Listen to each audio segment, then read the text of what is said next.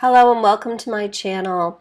So I just want to open very briefly to apologize for my voice. I am still struggling through the tail end of laryngitis. And for those of you who don't know, I broke my arm 3 weeks ago, just over 3 weeks ago. For those of you that have been sending me love messages, thank you so much. I am out of the splint. I am post-surgical now. I'm most of the time when I'm home, I'm just in a sock. It's not even really that bad, as you can see, but I feel happier with it in a sock. And then when I go to work, I put it in a brace, and it's a removable brace, so life is back to being pretty darn good. And this too shall pass. I'm doing squeeze exercises and everything's coming along really well. So thank you for all the love messages that I've received about my wrist. I really appreciate that more than really words can say. It comes from my heart, my appreciation. So with those two disclaimers, my voice, my arm, etc., today we're going to talk about the not-so-honest narcissist. And I just want to open to say that throughout the video I'll be referencing he and him, but always on this channel, unless I tell you otherwise, unless I tell you a video is specifically aimed at a specific sex, which I sometimes do, you're always free to make the translation to she and her in these videos, or whichever way around you need to go. And sometimes we have relationships with same sex too, so please make those translations and don't assume that that you aren't in my heart.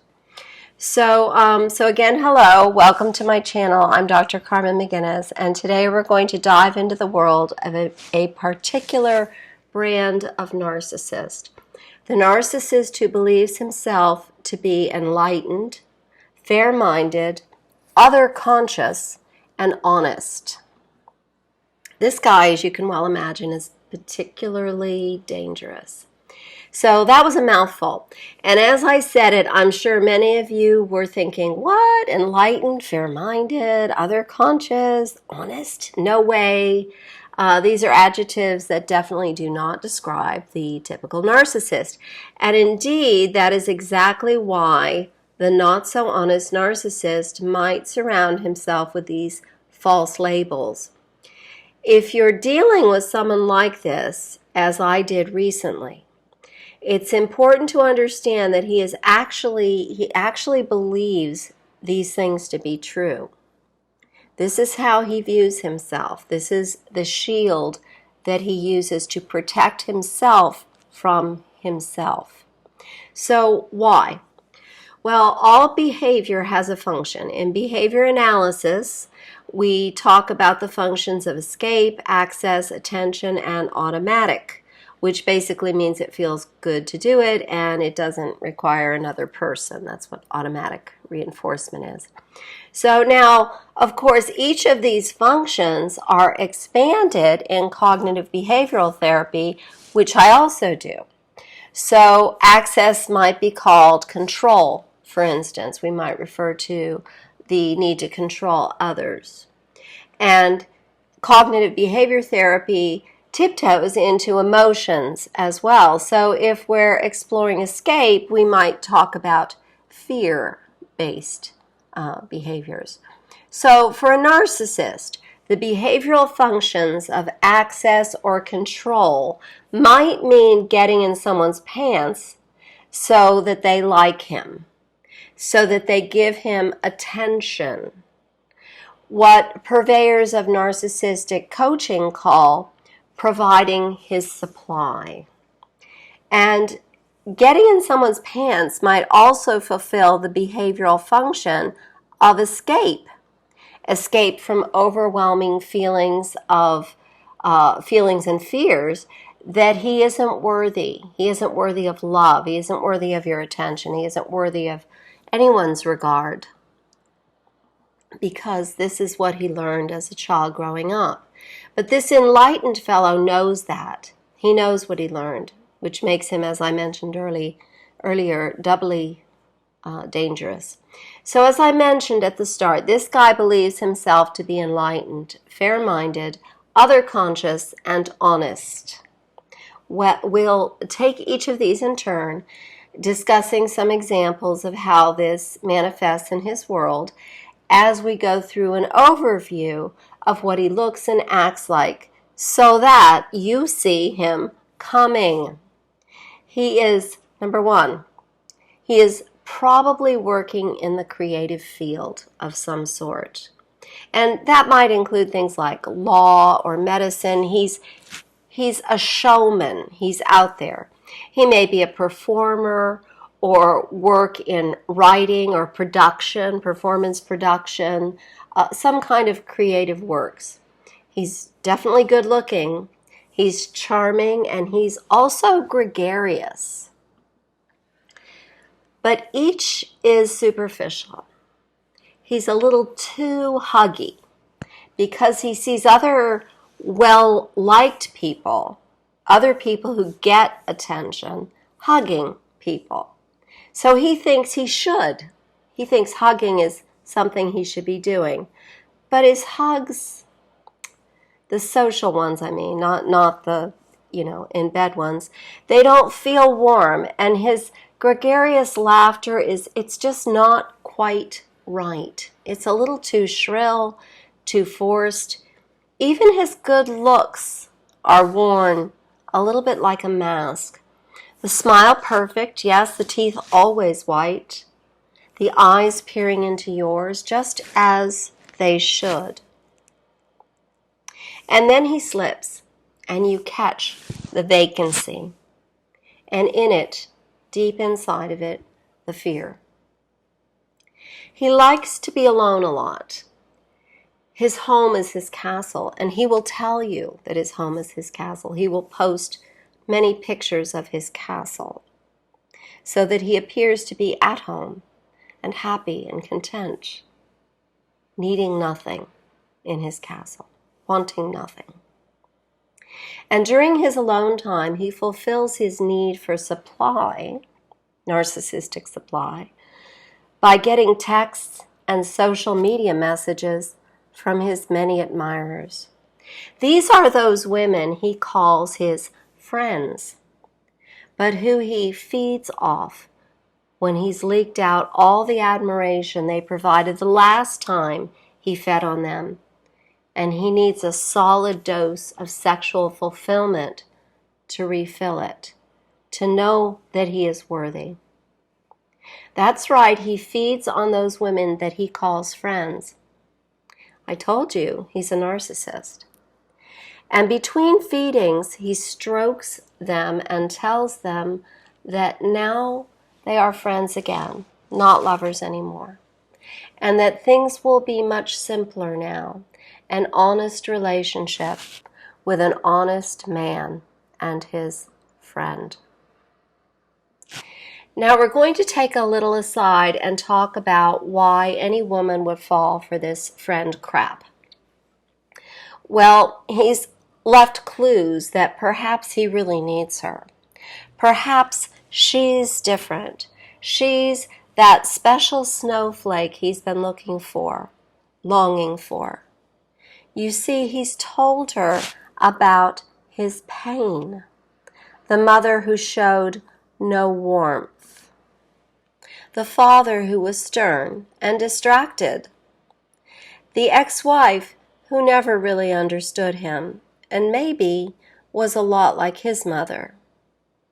He's shown her how enlightened he is. And she believes, or wants to, that she can fix him. She notes that he's nothing like the last narcissist she fell for. This man is open and warm. Or is he? But she's seen his social media, 2-word slogans about humanity, emotional presence, strict flexibility, yada, yada, yada. She's seen the photos of the sky above his castle. She knows he's sensitive, conscious of others. And there's what he's said to her as well. I didn't know what I wanted before, implying that he does now. He certainly seems to know what he wants now as he bursts into her life, her bed, and if she's not very, very careful, her heart. But she does want to trust him. And this, my friends, is where we need a reality check, a big one. So, fact 1, he's a narcissist. Make no mistake. Fact 2, his social media sentiment, humanity first, not supported anywhere in the physical world. Bumper stickers do not a caring heart make. Fact 3, friends don't fuck each other, not in any connotations of the word. Fact 4, it's not honest to tell someone from the start that you don't want a long-term relationship, then tell them you didn't know what you wanted before and now you do. That's a trap. So run.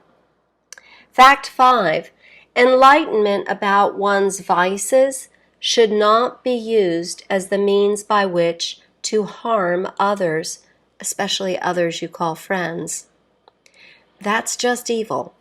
Fact 6, if you're engaged with this man, beyond casual acquaintance, chances are you're a savior, and this one is about you. You may even have a full-blown Christ complex.